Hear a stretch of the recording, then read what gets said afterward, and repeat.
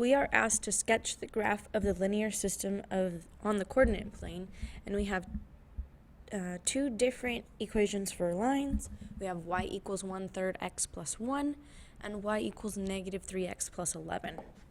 I'm going to do the first one in blue, and then we'll do the second one in red.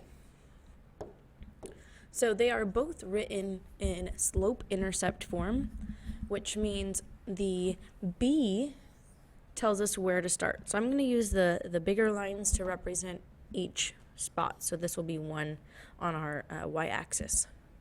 So I have the point 0, 1 from that B value, and then my slope here tells me to go up 1 and over 3. So up 1 over 1, 2, 3. And I'm going to put a point there. And then I'm going to keep doing that. Up 1 over 3. And put a point.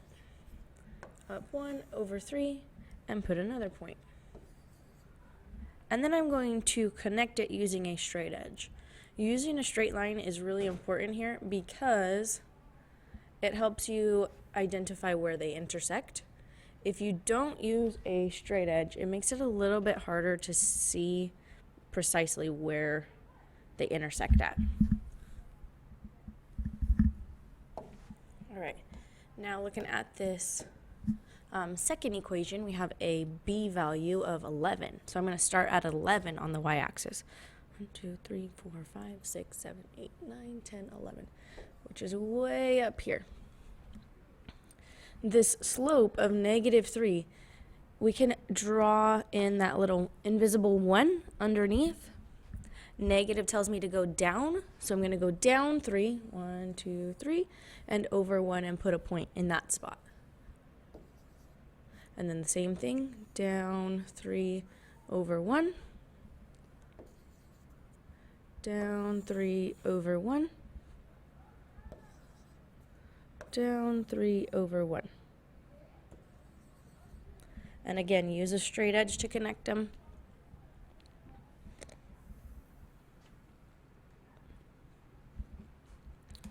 And it looks like they intersect right here at this point. And so in part A, it says name the ordered pair where the graph of the two linear equations intersect. And so for that one, it's going to be over 3 and up 2. So that is the point 3, 2, where they cross. And then part B asks us to verify it in that first equation. So to verify it, we plug in all of the things, all of the x and the y pieces into that equation. So I'm going to start with the blue one in part B. And first thing I have is a y. The y value in this equation is a 2. So I put in a 2.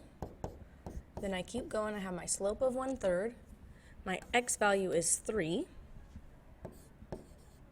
And then I still have that plus 1. Okay, so 1/3 times 3 is 1. Is 1 plus 1 equal to 2? It is, so we put a check mark. We have verified that it works in question, or in that first equation in part B. Now for part C.